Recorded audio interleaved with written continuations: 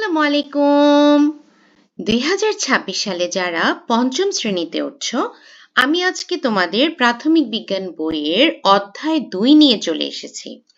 তো অধ্যায় 2 এ কি আছে? জীব ও পরিবেশের পারস্পরিক নির্ভরশীলতা। তার মানে জীব যে পরিবেশের উপরে নির্ভরশীল, পরিবেশ যে জীবের উপরে নির্ভরশীল, সেই ব্যাপারগুলো নিয়ে আজকে আমরা ইন ডিটেইলসে জানবো, বুঝবো এবং অনুশীলনী সমাধান করব। অধ্যায়টা বেশ বড় এবং আমি সাজেস্ট করব যারা দেখছো মনোযোগ দিয়ে প্রথম থেকেই দেখবে, কারণ রিডিং পার্টটা যখন একজন পড়ে বুঝিয়ে দেয় বা শোনায় তখন কিন্তু মেমোরাইজ করাটা ইজি হয়। তো চলো আমরা দেখি কতটা সহজভাবে আমরা পড়তে পারি। আসো, আমরা আগেই জেনেছি পরিবেশের উপাদানগুলো জীব ও জড় এই দুই ভাগে ভাগ করা হয়। মানুষ, পশু পাখি, গাছপালা এরা হলো জীব। আচ্ছা, তাহলে জড় কারা? মাটি, পানি, বায়ু, সূর্য, গাড়ি, চেয়ার, টেবিল, খেলনা ইত্যাদি হলো জড়। আচ্ছা, এদের মধ্যে মাটি, পানি, বায়ু ও সূর্য হলো পরিবেশের মৌলিক জড় উপাদান। তাহলে পরিবেশের মৌলিক জড় উপাদান কোনগুলো বলো? সেগুলো হলো মাটি, পানি, বায়ু, সূর্য। জীব ও জড় উপাদানসমূহ পরস্পর সম্পর্কযুক্ত। এখন কিভাবে নির্ভরশীল সেটা আমরা জানব। জড় বস্তুর উপর জীবের নির্ভরশীলতা। জড় বস্তু ও জীব নিয়ে কি আমাদের পরিবেশ? পরিবেশে জড় বস্তু বলতে আমরা মাটি, পানি, বায়ু ইত্যাদিকে বুঝি। আচ্ছা, বেঁচে থাকার জন্য প্রতিটি জীব কোনো না কোনোভাবে এসব জড় বস্তুর উপর নির্ভরশীল। আচ্ছা, কিভাবে নির্ভরশীল? দেখো, এখানে একটা টাস্ক দিয়েছে যে জীব কিভাবে জড়বস্তুর উপর নির্ভরশীল। জড়বস্তুর উপর জীবের নির্ভরশীলতা খুঁজে বের করা। যা করতে হবে, আমরা বেঁচে থাকার জন্য পরিবেশের যে সকল জড়বস্তুর উপর নির্ভর করি তাদের নাম নিচের ছকে দেওয়া আছে। এই যে দেওয়া আছে, দেখো, পানি, বায়ু, সূর্য, মাটি। এই জড়বস্তুগুলো কি কাজে ব্যবহার করা হয় তা খুঁজে বের করি এবং নিচের ছক পূরণ করি। উদাহরণ হিসেবে একটির ব্যবহার দেওয়া আছে। তাহলে পানি কি? পান করা, গোসল করা, চাষাবাদ করা। তাছাড়াও বিভিন্ন কাজে কিন্তু পানি ব্যবহার করা হয়। বায়ু কি কাজে লাগছে? শ্বাস নেওয়া, আগুন জ্বালানো, উদ্ভিদের খাদ্য তৈরিতে সাহায্য। সূর্য লাগছে হলো আলো ও তাপ দেওয়া, উদ্ভিদের খাদ্য তৈরিতে সহায়তা। আর মাটি কিসে প্রয়োজন হচ্ছে? ফসল উৎপাদন, বাসস্থান তৈরি, উদ্ভিদের শিকড় ধারণ এগুলার জন্য। ওকে, ছকে আমরা যা লিখেছি তা নিয়ে সহপাঠীর সাথে আলোচনা করি এবং নতুন কোনো ধারণা পেলে তা লিখে রাখি। এ সময় শিক্ষকের সহযোগিতা নেই। আচ্ছা, এখন আমরা এই যে ছকটা পূরণ করলাম এটা নিয়ে আমরা একটু সারসংক্ষেপে জানবো। আমরা সর্বদা জড়বস্তুর উপর নির্ভরশীল। আমাদের শ্বাসকার্য চালানোর জন্য কি প্রয়োজন? বায়ুর প্রয়োজন। তাহলে শ্বাসকার্য চালানোর জন্য কি প্রয়োজন? বায়ুর প্রয়োজন। পানি ছাড়া আমাদের জীবন অচল। আবার মাটি থেকে আমরা খাদ্যশস্য পাই। এছাড়াও আমাদের প্রয়োজনে ঘর বাড়ি, আসবাবপত্র, পোশাক, যন্ত্রপাতি ইত্যাদি তৈরিতে জড়বস্তু ব্যবহার করি। এভাবে আমরা বিভিন্ন কাজে প্রতিনিয়ত জড়বস্তুর উপর নির্ভরশীল। বেঁচে থাকা, বংশবৃদ্ধি এবং প্রকৃতিতে টিকে থাকার জন্য মানুষ জড়বস্তুর উপর নির্ভরশীল। আচ্ছা, কি সুন্দর একটা আমাদের পরিবেশের ছবি দেয়া আছে, তাই না? আচ্ছা, এবার আমরা পড়ব প্রাণীর নির্ভরশীলতা। মানুষের মতো অন্যান্য সকল প্রাণী বেঁচে থাকার জন্য বায়ু, মাটি, পানি ইত্যাদি জড়বস্তুর উপর নির্ভরশীল। কিভাবে? মাটি ও পানি অনেক জীবের বাসস্থান। আমরা কিন্তু জানি কি মাটিতে অনেক জীব থাকে, আবার পানিতেও কিন্তু অনেক জীব থাকে, যেমন মাছ থাকে, বিভিন্ন রকম শ্যাওলা থাকে, অনেক কিছুই থাকে, তাই না? অনেক পোকামাকড়, কেঁচো, ইঁদুর ইত্যাদি প্রাণী মাটির নিচে বাস করে। এই যে দেখো, ইঁদুর, এই যে কেঁচো, এরা কিন্তু মাটির নিচে গর্ত করে বাস করে। মাছ, কুমির, কাছিম ইত্যাদি পানিতে বাস করে। বায়ুতে যে অক্সিজেন রয়েছে প্রাণীরা তা দিয়ে শ্বাসকার্য চালায়। তাহলে প্রাণী এভাবে নির্ভরশীল। এবার আমরা পড়ব যে উদ্ভিদ কিভাবে নির্ভরশীল। প্রাণীদের মতো উদ্ভিদও জড়বস্তুর উপর নির্ভর করে বেঁচে থাকে। প্রাণীর মতো উদ্ভিদেরও শ্বাসকার্যের জন্য বায়ুর অক্সিজেন প্রয়োজন। উদ্ভিদ কি করে? উদ্ভিদ সূর্যের আলোর উপস্থিতিতে বায়ুর কার্বন ডাই অক্সাইড এবং পানি ব্যবহার করে নিজের খাদ্য তৈরি করে। অধিকাংশ সবুজ উদ্ভিদের দেহে পানি থাকে। কতটুকু পানি থেকে? 70 থেকে 90%। এটা খুবই গুরুত্বপূর্ণ একটা লাইন।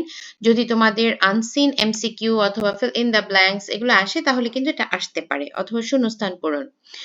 মাটিতে উদ্ভিদের জন্য যে পুষ্টি উপাদানগুলো থাকে তা পানির মাধ্যমেই উদ্ভিদের বিভিন্ন অংশে পৌঁছায়। আচ্ছা, শাপলা, কচুরিপানা, টোপাপানা প্রভৃতি উদ্ভিদের আবাসস্থল হলো পানি। এবার আমরা পড়ব যে উদ্ভিদ ও প্রাণীর পারস্পরিক নির্ভরশীলতা। এই যে উদ্ভিদ এবং প্রাণী যে একজন একজনের উপর নির্ভরশীল সেটা পড়ব। প্রকৃতিতে উদ্ভিদ ও প্রাণী একে অপরের উপর নির্ভর করে বেঁচে থাকে। তাদের এই পারস্পরিক নির্ভরতা ও প্রকৃতির ভারসাম্য ও সৌন্দর্য রক্ষা করে। আচ্ছা,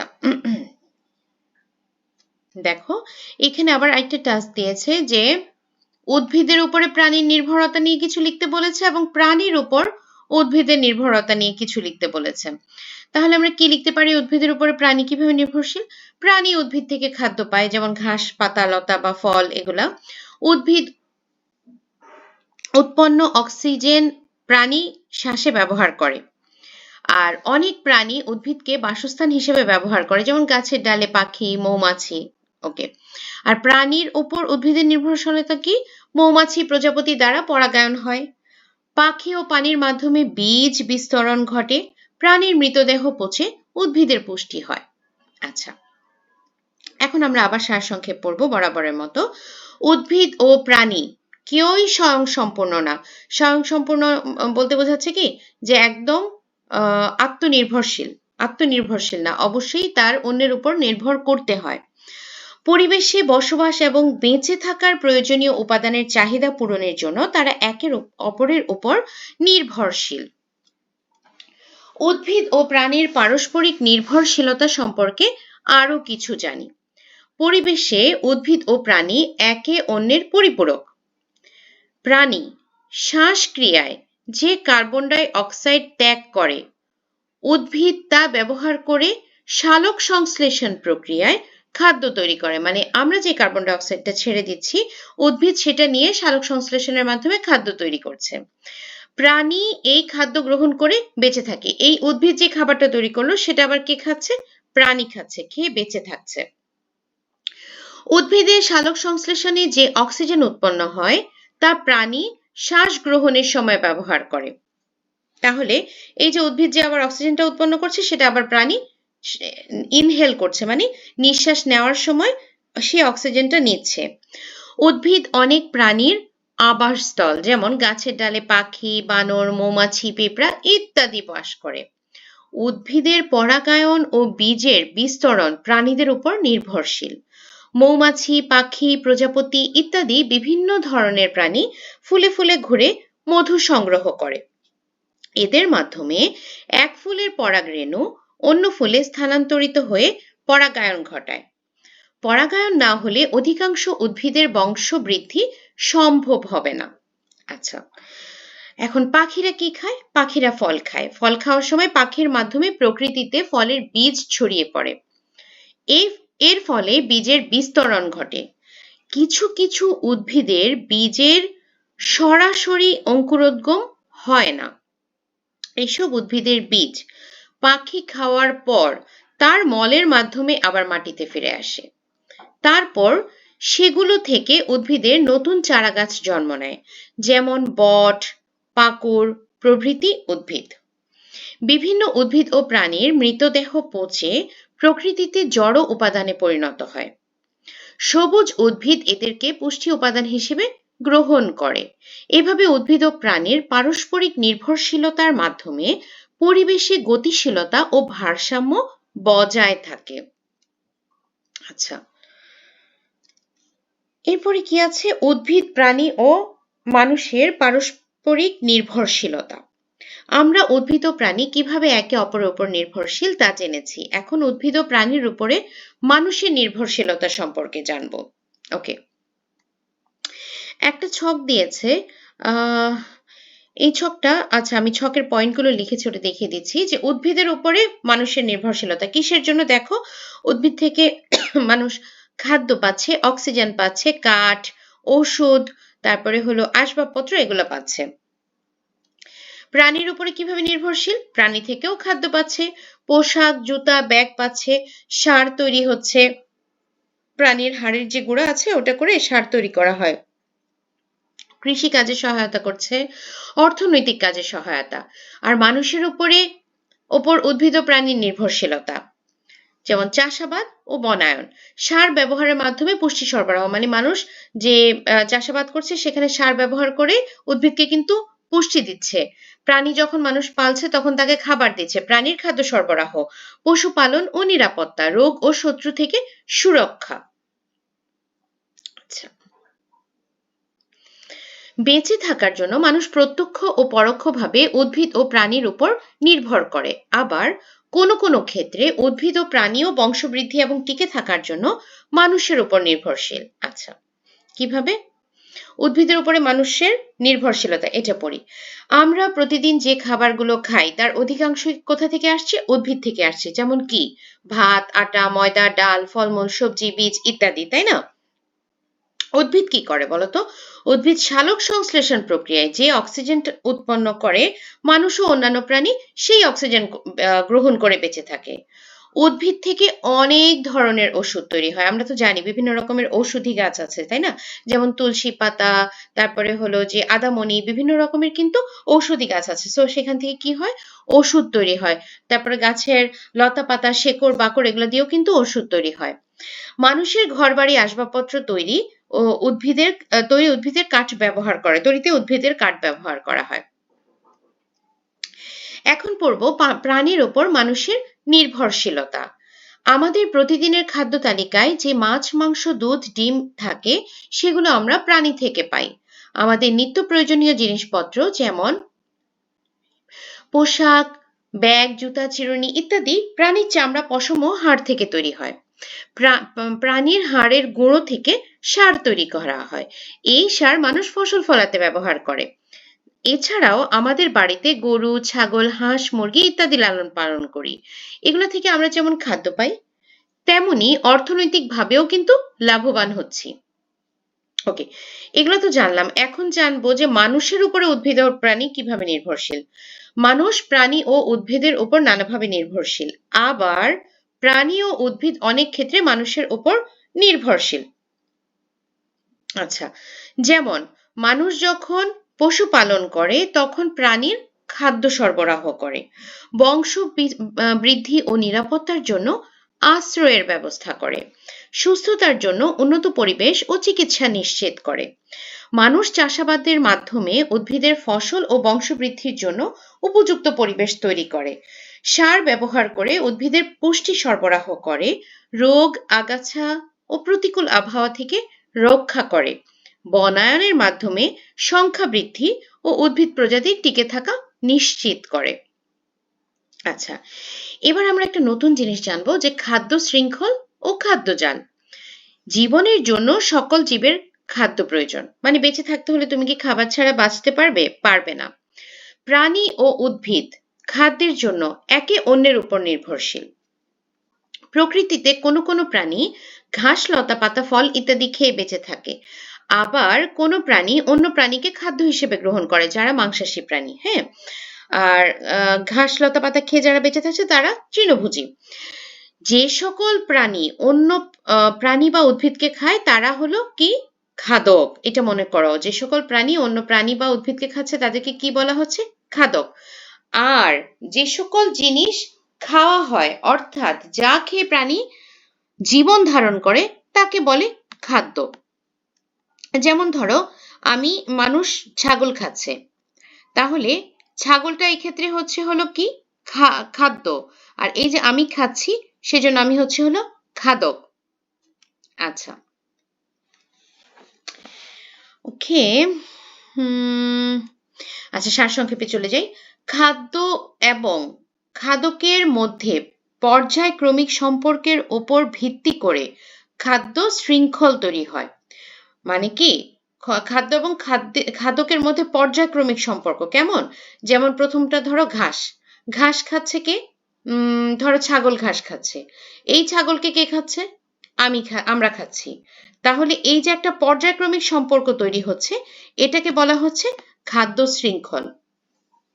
উপরে প্রবাহ চিত্রটি দেখে পরিবেশের জীবগুলো খাদ্য গ্রহণের বিবেচনায় পরস্পরের সাথে সম্পর্কযুক্ত।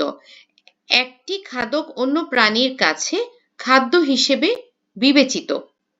একটি খাদক অন্য প্রাণীর কাছে খাদ্য হিসেবে বিবেচিত। আচ্ছা, এই সম্পর্কটি খাদ্য শৃঙ্খল হিসেবে পরিচিত। ওকে, তোমরা কি এই লাইনটা বুঝছো? একটি খাদক অন্য প্রাণীর কাছে খাদ্য হিসেবে বিবেচিত। যেমন একটি খাদক, ওকে ফাইন, ধরো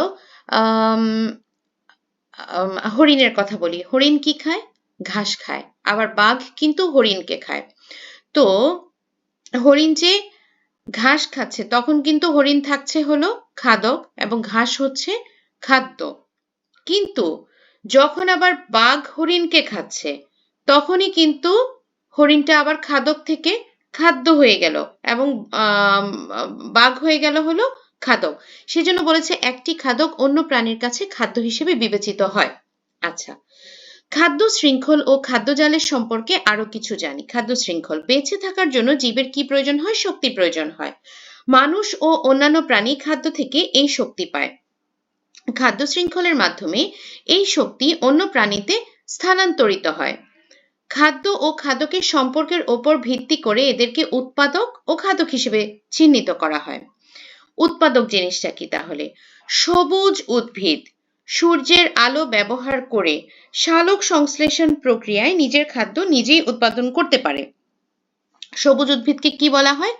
উৎপাদক। এটা একদম মুখস্থ করে ফেলবে, খুব ইম্পর্টেন্ট একটা লাইন। এটা এমসিকিউ বা যে কোনো কিছুতে আসতে পারে। সবুজ উদ্ভিদকে কি বলা হয়? উৎপাদক। আর খাদক কারা? প্রাণীরা নিজের খাদ্য নিজেরা তৈরি করতে পারে না। সবুজ উদ্ভিদ এবং তাদের তৈরিকৃত খাদ্যের উপর প্রাণীরা নির্ভরশীল। এজন্য প্রাণীদেরকে বলা হয় কি? খাদক। যে সকল প্রাণী সরাসরি উদ্ভিদকে খাদ্য হিসেবে গ্রহণ করে তারা হলো প্রথম স্তরের খাদক, যেমন ঘাসফড়িং, গরু, ছাগল, হরিণ ইত্যাদি। যে সকল প্রাণী তৃণভোজী প্রাণী খেয়ে, আচ্ছা তাহলে প্রথম স্তরের খাদক তাহলে কারা? তৃণভোজী প্রাণীরা। আচ্ছা, এবং এরা কারা? যেমন ঘাসফড়িং, গরু, ছাগল, হরিণ এরা।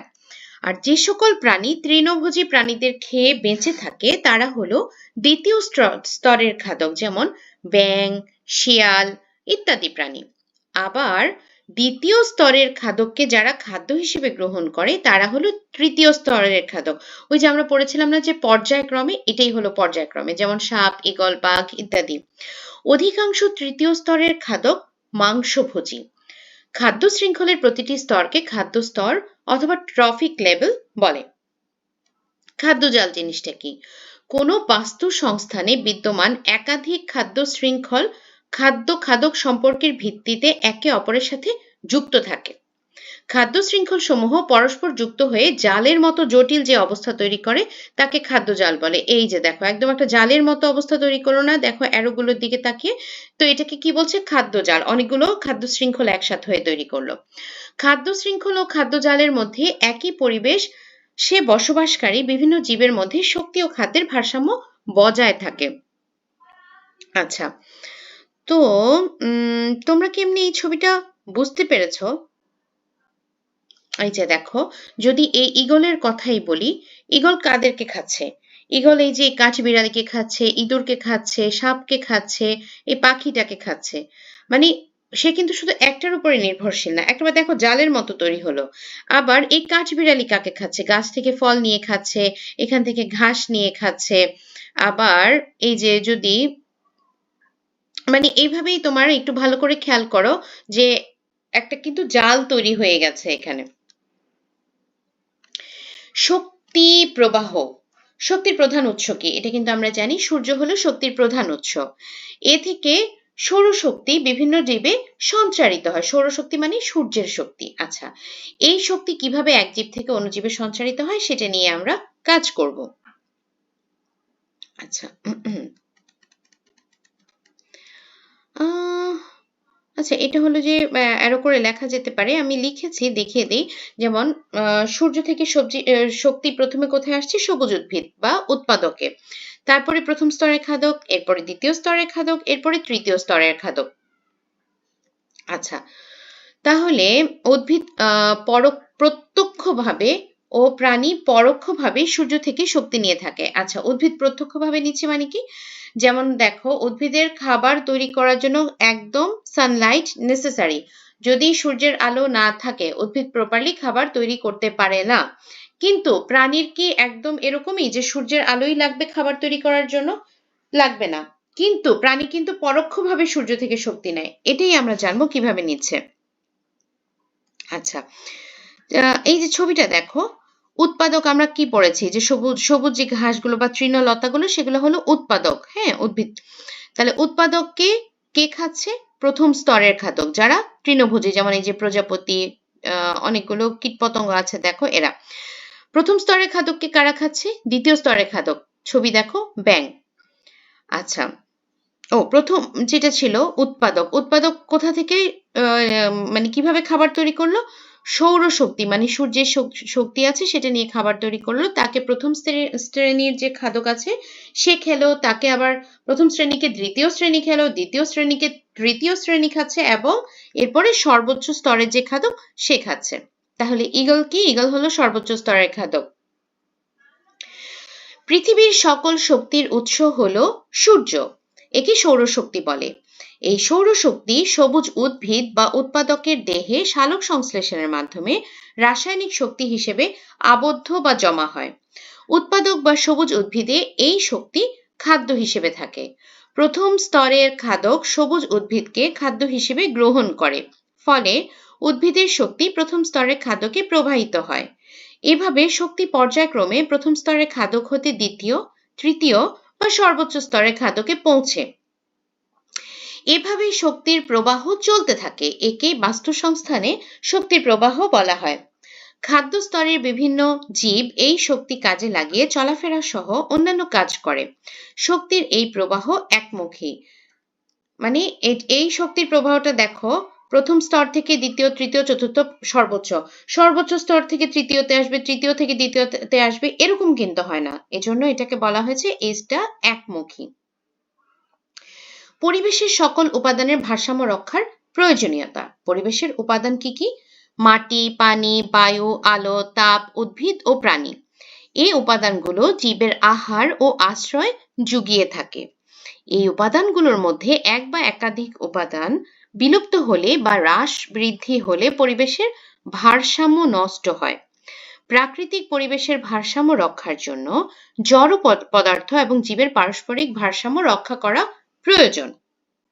আচ্ছা, একটা ছবি দিয়েছে যে পরিবেশের তাপমাত্রা অনেক বেড়ে গেল, তাতে কি হবে? তাপমাত্রা বেড়ে গেলে খরা তৈরি হবে, মাটি ফেটে যাবে, তখন কি হবে? ফসল নষ্ট হবে, পানির সংকট হবে, প্রাণী ও উদ্ভিদের বিলুপ্তি হবে, জলবায়ু পরিবর্তন হবে, খাদ্যজাল ধ্বংস হবে।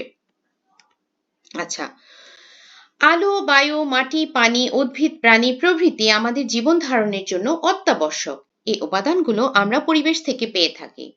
পরিবেশের যে কোনো একটি উপাদানের অভাব হলে, দূষণ হলে ও অপরিবর্তিত হলে পরিবেশের ভারসাম্য নষ্ট হয়। পরিবেশের উপাদানের ভারসাম্য রক্ষার প্রয়োজনীয়তা সম্পর্কে আরো কিছু জানি। আমরা আগেই জেনেছি পরিবেশে জীব ও জড়বস্তুর মধ্যে নিবিড় সম্পর্ক রয়েছে। প্রকৃতিতে জীব ও জড় উপাদানগুলো যেমন পারস্পরিক মিথস্ক্রিয়ার ফলেই পরিবেশের ভারসাম্য বজায় থাকে। তাই পরিবেশের একটি উপাদানের ভারসাম্য নষ্ট হলে কি কি হতে পারে? জলবায়ু পরিবর্তন, খরা, ফসলহানি, খাদ্যজাল ধ্বংস প্রভৃতি ঘটে থাকে। ফলে পৃথিবী বসবাসের অযোগ্য হয়ে পড়বে এবং সমগ্র জীবজগতের অস্তিত্ব হুমকির মুখে পড়বে। তাই মানুষ ও জীবজগতের অস্তিত্ব রক্ষার জন্যই পরিবেশের উপাদানগুলোর ভারসাম্য রক্ষার প্রয়োজন। বাহ, শেষ হলো। আচ্ছা, এখন আমরা অনুশীলনী পড়ব। অনুশীলনীতে আমাদের কিছু সঠিক উত্তর আছে, শূন্যস্থান, সংক্ষিপ্ত এবং বর্ণনামূলক প্রশ্ন। আচ্ছা, আমি তোমাদের জন্য এক্সট্রাও কিছু রেডি করেছি। আগে অনুশীলনী করি, চলো। জীবজগতে সকল শক্তির মূল উৎস কোনটি? সূর্য। খাদ্য শৃঙ্খলের প্রথম স্তরের জীব কোনটি? সবুজ উদ্ভিদ। কোন প্রাণী উদ্ভিদের পরাগায়নে সাহায্য করে? মৌমাছি। নিচের কোনটি জড় বস্তু? নিচের কোনটি জড় বস্তু? পানি। আচ্ছা, এখন আমরা পড়ব শূন্যস্থান পূরণ। খাদ্য শৃঙ্খলে সবুজ উদ্ভিদকে কি বলা হয়? উৎপাদক। তৃণভোজী প্রাণী হলো প্রথম শ্রেণীর খাদক। উদ্ভিদের বীজের বিস্তরণে সাহায্য কে করছে? পাখি। ওকে, সংক্ষিপ্ত উত্তর, উদ্ভিদ কিভাবে জড়বস্তুর উপর নির্ভরশীল? তাহলে আমাকে বলতে হবে জড়বস্তু কোনগুলো। পরিবেশী জড়বস্তু বলতে আমরা মাটি, পানি, বায়ু ইত্যাদিকে বুঝি। উদ্ভিদ বেঁচে থাকার জন্য বিভিন্ন জড়বস্তুর উপর নির্ভরশীল। মাটি থেকে উদ্ভিদ প্রয়োজনীয় খনিজ ও পুষ্টি গ্রহণ করে। পানি ছাড়া উদ্ভিদের খাদ্য তৈরি ও বৃদ্ধি সম্ভব নয়। বায়ু থেকে উদ্ভিদ কার্বন ডাই অক্সাইড গ্রহণ করে এবং সূর্যের আলো ব্যবহার করে সালোক সংশ্লেষণ প্রক্রিয়ায় খাদ্য তৈরি করে। তাই মাটি, পানি, বায়ু ও সূর্যালোক ছাড়া উদ্ভিদের জীবন টিকে থাকা অসম্ভব। উদ্ভিদ বংশবৃদ্ধির জন্য প্রাণীর উপর কিভাবে নির্ভরশীল? উদ্ভিদ বংশবৃদ্ধির জন্য অনেক সময় প্রাণীর সাহায্য নেয়। মৌমাছি, পাখি ও প্রজাপতি ফুলে ফুলে ঘুরে মধু সংগ্রহ করে। এদের মাধ্যমে এক ফুলের পরাগরেণু অন্য ফুলে স্থানান্তরিত হয়ে পরাগায়ন ঘটায়। পরাগায়ন না হলে অধিকাংশ উদ্ভিদের বৃদ্ধি সম্ভব হবে না। পাখি ও অন্যান্য প্রাণী ফল খেয়ে বীজ দূরে ছড়িয়ে দেয়, ফলে নতুন জায়গায় নতুন গাছ জন্মায়। আবার কিছু প্রাণীর মৃতদেহ পচে মাটির উর্বরতা বাড়ায়, যা উদ্ভিদের বৃদ্ধিতে সহায়ক হয়। নিকট পরিবেশে দেখা যায় এমন একটি খাদ্য শৃঙ্খলের প্রবাহ চিত্র তৈরি করি। আচ্ছা, তো ওই যে আমি বলেছিলাম যে ঘাসকে কে খাচ্ছে? ছাগল। ছাগলকে কে খাচ্ছে? মানুষ। তাহলে ব্যাখ্যাটা কি দিতে পারি? আমাদের আশেপাশের পরিবেশে এই খাদ্য শৃঙ্খলটি খুবই পরিচিত। ঘাস নিজে খাদ্য তৈরি করতে পারে, তাই এটি উৎপাদক। ছাগল ঘাস খেয়ে বেঁচে থাকে, তাই এটি তৃণভোজী। মানুষ ছাগল থেকে দুধ ও মাংস গ্রহণ করে, তাই মানুষ সর্বভোগ হিসেবে এই খাদ্য শৃঙ্খলের শেষ ধাপে থাকে। এভাবে এক জীব থেকে অন্য জীবের মাধ্যমে খাদ্য ও শক্তি প্রবাহ ঘটে। বর্ণনামূলক প্রশ্ন, উদ্ভিদের উপর মানুষ ও অন্যান্য প্রাণী কিভাবে নির্ভরশীল? যেহেতু তোমরা ক্লাস 5-এ উঠেছো, বেশ বড় করেই তোমাদেরকে অ্যান্সার লিখতে হবে এবং এখন থেকেই তোমাদেরকে চর্চা করতে হবে, কারণ এই বছরই কিন্তু তোমরা স্কলারশিপ দেওয়ার একটা সুযোগ পাবে, বৃত্তি পরীক্ষা দেওয়ার একটা সুযোগ পাবে।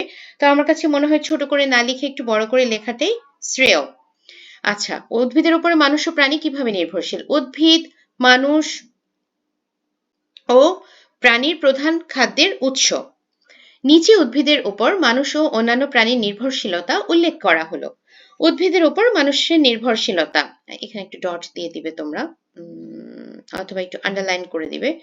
আচ্ছা, মানুষ প্রতিদিন যে ভাত, ডাল, শাকসবজি, ফলমূল খায়, সবই উদ্ভিদ থেকে পাওয়া।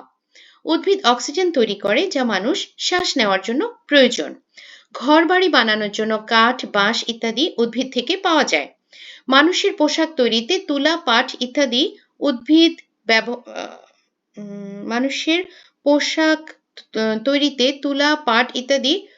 উদ্ভিদ থেকে পাওয়া যায়। এভাবে করে লেখা যেতে পারে। হ্যাঁ, উদ্ভিদ ব্যবহার হবে না, উদ্ভিদ থেকে পাওয়া যায়। অনেক ওষুধ ও ভেষজ উদ্ভিদ থেকে তৈরি করা হয়। আচ্ছা, অনেক ওষুধ ও ভেষজ উদ্ভিদ থেকে তৈরি করা হয়। আচ্ছা, উদ্ভিদের উপরে প্রাণীর নির্ভরশীলতা। একটা মিনিট। ওকে, গরু, ছাগল, হরিণ সহ অনেক প্রাণী ঘাস, পাতা ও গাছ খেয়ে বাঁচে। প্রাণীরা শ্বাস নেওয়ার জন্য উদ্ভিদ থেকে পাওয়া অক্সিজেনের উপর নির্ভরশীল। অনেক প্রাণী গাছের নিচে বা গাছে বাসা বানিয়ে আশ্রয় নেয়। পাখি গাছ থেকে ফল, বীজ ও পোকামাকড় পায়। বন ও গাছপালা প্রাণীদের নিরাপদ বাসস্থান তৈরি করে। তাই উদ্ভিদ ছাড়া মানুষ ও প্রাণীর জীবন সম্ভব নয়। পরিবেশের উপাদানগুলোর ভারসাম্য রক্ষা করা প্রয়োজন কেন? পরিবেশের উপাদানসমূহ যেমন মাটি, পানি, বায়ু, আলো, উদ্ভিদ ও প্রাণী পরস্পরের সঙ্গে ঘনিষ্ঠভাবে সম্পর্কযুক্ত।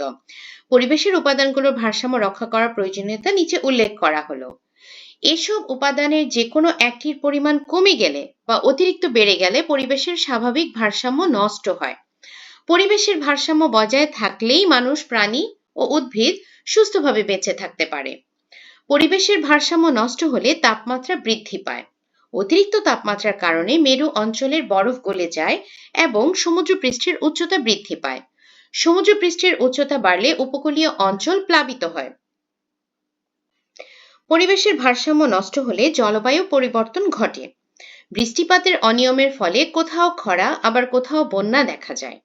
খরা ও বন্যার কারণে ফসল উৎপাদন কমে যায় এবং খাদ্য সংকট সৃষ্টি হয়। পরিবেশের ভারসাম্য নষ্ট হলে খাদ্য শৃঙ্খল ও খাদ্যজাল ভেঙে যায়। কোনো একটি প্রজাতি বিলুপ্ত হলে তার উপর নির্ভরশীল অন্যান্য উদ্ভিদ ও প্রাণী বিপদের মুখে পড়ে। এর ফলে জীববৈচিত্র্য ধ্বংস হয়। জীববৈচিত্র্য নষ্ট হলে প্রাকৃতিক সৌন্দর্য ও স্থিতিশীলতা ক্ষতিগ্রস্ত হয়। পরিবেশের ভারসাম্য রক্ষা করলে প্রাকৃতিক সম্পদের সঠিক ব্যবহার নিশ্চিত হয়। তাই জীবজগতের অস্তিত্ব রক্ষার জন্য পরিবেশের উপাদানের ভারসাম্য রক্ষা অত্যন্ত প্রয়োজন। আচ্ছা, তৃতীয় প্রশ্ন এবং শেষ প্রশ্ন। প্রাণী ও উদ্ভিদের পারস্পরিক নির্ভরতার আলোকে শক্তির প্রবাহ বর্ণনা করি। জীবজগতের শক্তির প্রধান ও একমাত্র উৎস হল সূর্য। সূর্যের আলো থেকে প্রাপ্ত সৌর শক্তি সরাসরি উদ্ভিদ গ্রহণ করে। সবুজ উদ্ভিদ সালোকসংশ্লেষণ প্রক্রিয়ার মাধ্যমে সূর্যের আলো, পানি ও বায়ুর কার্বন ডাই অক্সাইড ব্যবহার করে নিজের খাদ্য তৈরি করে। এ সময় সূর্যের শক্তি খাদ্যের মধ্যে রাসায়নিক শক্তি হিসেবে সঞ্চিত হয়। এজন্য সবুজ উদ্ভিদকে উৎপাদক বলা হয়। তৃণভোজী প্রাণী যেমন গরু, ছাগল, হরিণ ইত্যাদি উদ্ভিদ খেয়ে সেই সঞ্চিত শক্তি গ্রহণ করে। এরপর মাংসভোজী প্রাণী তৃণভোজী প্রাণীকে খাদ্য হিসেবে গ্রহণ করে শক্তি লাভ করে।